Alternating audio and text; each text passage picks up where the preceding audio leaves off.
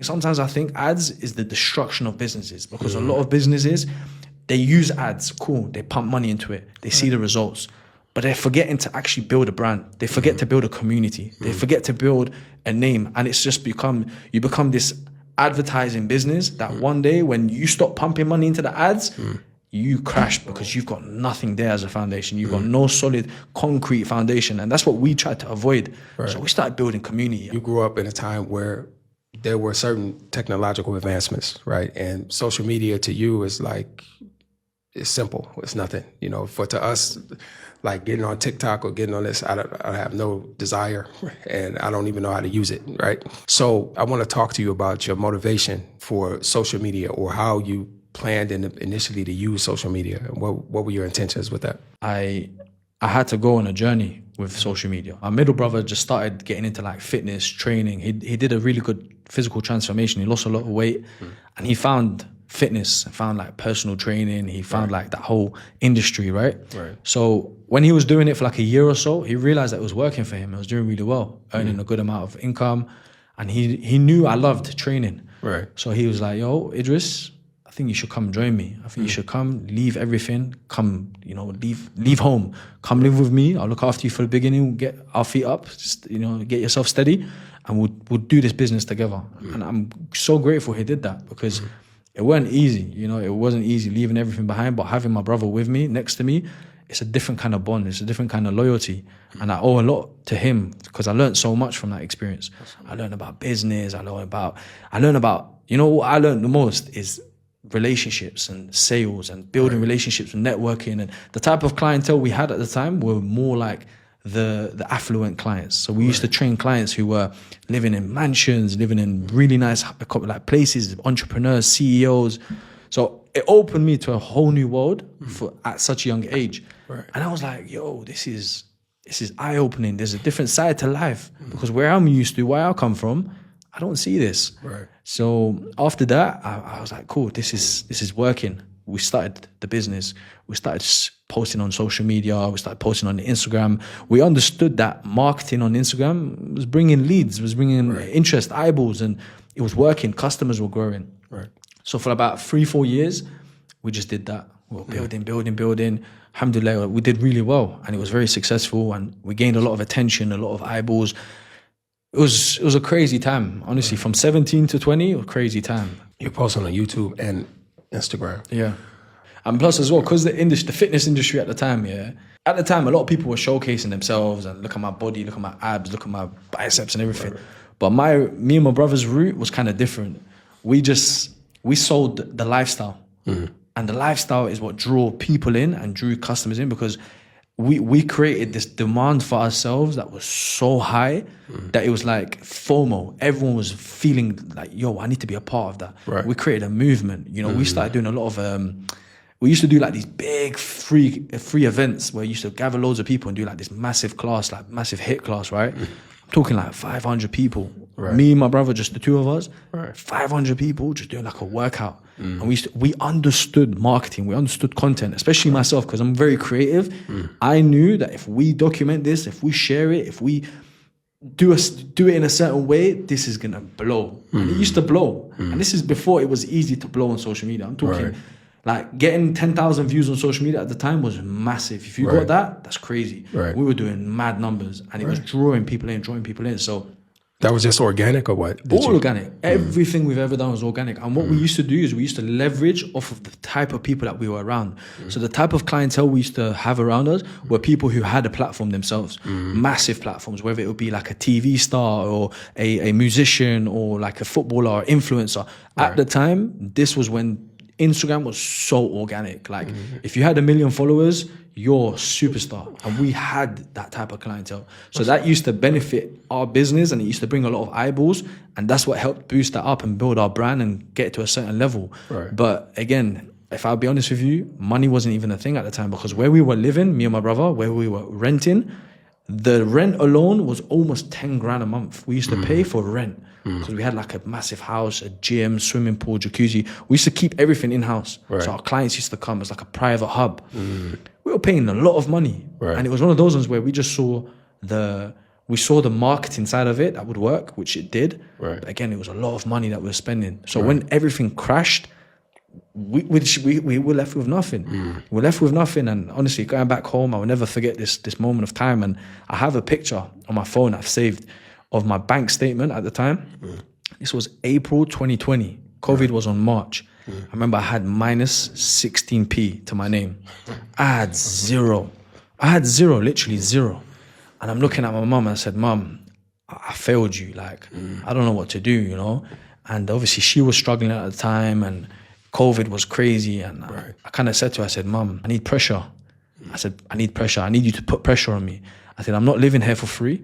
You need to set me a certain amount of money that I'm going to give you every single month. Even if I don't know where I'm going to get this from and I don't have a clue right now, I'm going to make sure I figure it out. And she was like, nah, it's okay. Don't worry. She's being like a mother, you know, it's okay. Don't worry.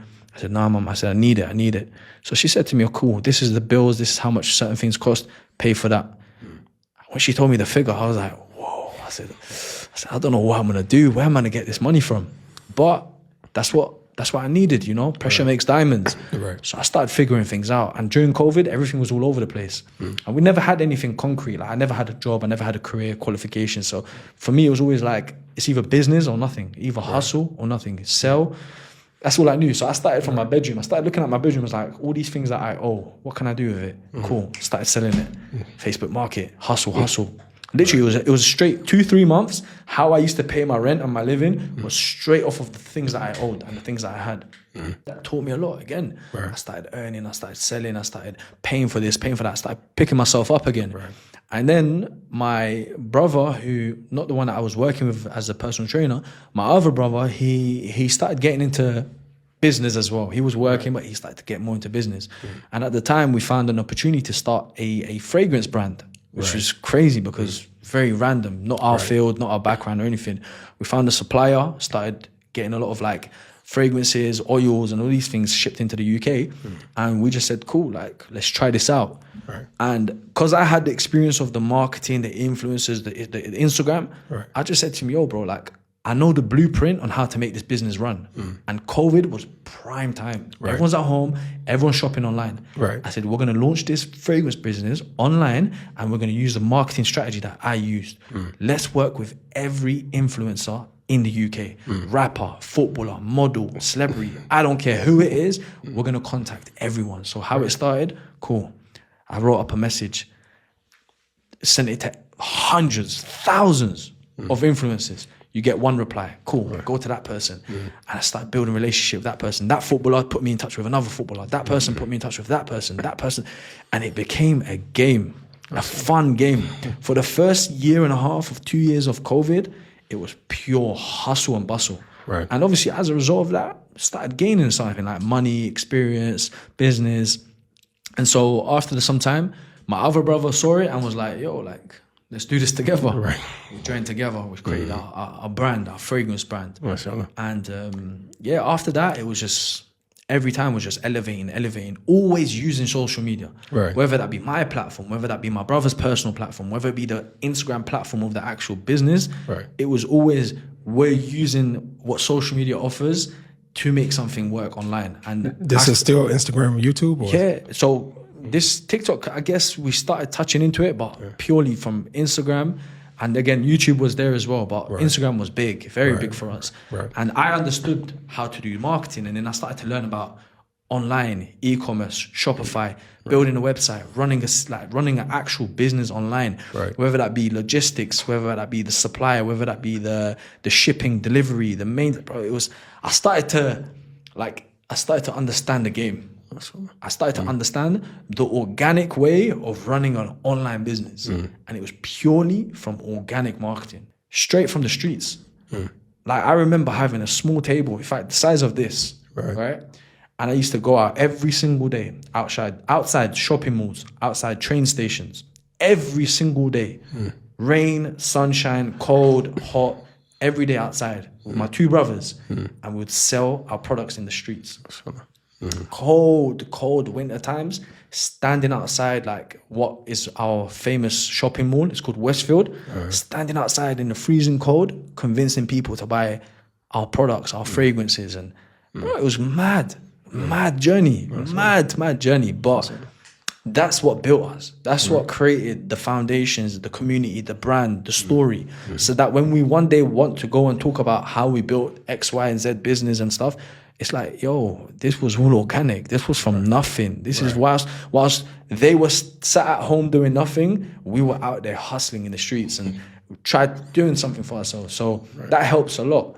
And then, it got to a point where it built enough stability for it to run by itself. Right. So the business was running. It was just a matter of how do we expand this. It got to a point where we wanted to look at branching out. We maybe wanted to look at maybe franchising it or like getting a retail store, for example, which we did. We got a retail store. We had our own place.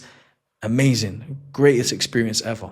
So what made you decide to come back to Egypt?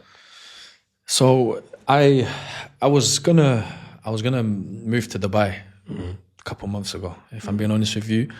Business was looking good and opportunities, and me and my brother said, you know what, maybe it's time we go Dubai. Dubai is, everyone's talking about it, especially for entrepreneurs, young entrepreneurs, it's the hub. Right. And we went there, we traveled there, my brother and I, and honestly, Dubai is a great place, very futuristic, very forward thinking, good for entrepreneurs. But would I say deep down inside of me that I felt 100% comfortable there? Nah. But because I was on that mindset of I want to leave the UK, it sparked a thought like in my head. I was living in the UK. This was back in September, October.